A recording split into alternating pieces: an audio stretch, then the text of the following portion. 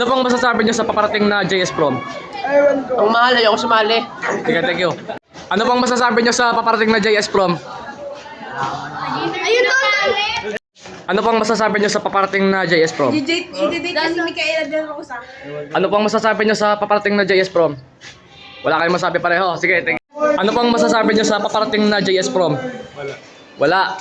Sige, thank you. Ano pong masasabi niyo sa paparating na JS Prom? Hindi ako sasali kaya hindi ko alam. Sige, thank you. Anong masasabi niyo sa paparating na JS Prom? Wala ba sulat? Hindi ako sali dyan. Sige, kayo. Pinapaiging lang. Oh.